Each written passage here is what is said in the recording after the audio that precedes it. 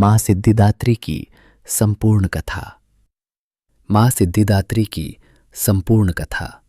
जय माता दी। आप सभी का दिन शुभ, पवित्र और मंगलमय हो। प्रिय भक्तजनों, आज चैत्र नवरात्रि की पावन नवमी तिथि है। एक अत्यंत दिव्य और शुभ दिन। ये दिन समर्पित है अष्ट सिद्धियां देने वाली जगत जननी माता सिद्धिदात्री को। ऐसा माना जाता है कि आज के दिन यदि सच्चे मन, श्रद्धा और विश्वास के साथ माता सिद्धिदात्री की कथा का श्रवण किया जाए तो मनुष्य के सभी कार्य सफल हो जाते हैं। माता अपने भक्तों को निर्भयता का वरदान, शक्ति, बुद्धि, ज्ञान और संपूर्ण शुभता का आशीर्वाद देती हैं।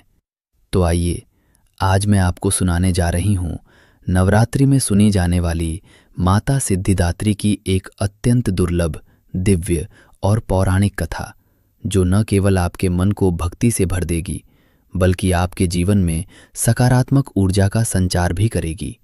प्रिय भक्तजनों, इस कथा को पूरी श्रद्धा, आस्था और प्रसन्न मन से अवश्य सुनें, क्योंकि जहाँ भक्ति होती है वहीं माता का निवास होता है। आप सभी से निवेदन है, कथा सुनने से पहले वीडियो को लाइक करें और कमेंट बॉक्स में जय माता दी लिखकर माता रानी के चरणों में अपनी हाजिरी अवश्य लगाएं।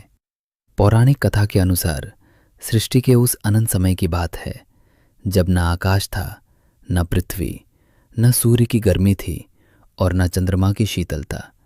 चारों ओर केवल एक गहरा, अनंत और शून्य अंधकार फैला हुआ था।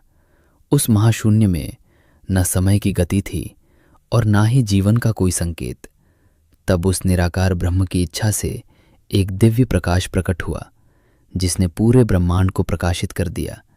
ये प्रकाश साक्षात आदि शक्ति का स्वरूप था, जिसे हम मां सिद्धिदात्री के नाम से जानते हैं।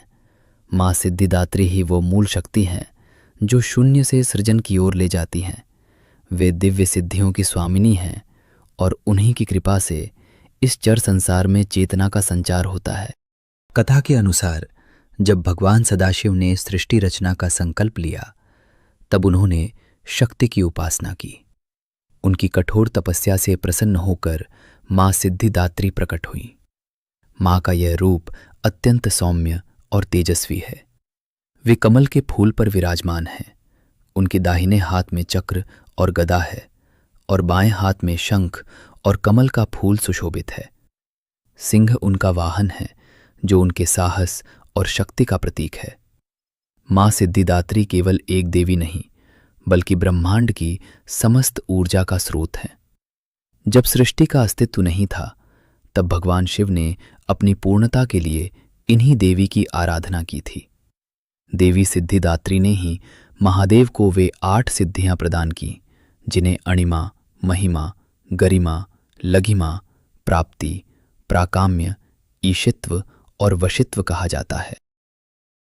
इस प्रकार मां सिद्धिदात्री की ये पावन कथा हमें ये सिखाती है कि जीवन में चाहे कितनी भी कठिनाइयां क्यों ना आए, यदि मां की कृपा हमारे साथ है तो कोई भी बाधा हमें रोक नहीं सकती। मां की भक्ति ही सच्ची शक्ति है और उनका स्मरण ही सबसे बड़ा साधन है। जो भक्त सच्चे मन से मां को पुकारता है, मां उसकी हर मनोकामना अवश्य पूर्ण करती हैं।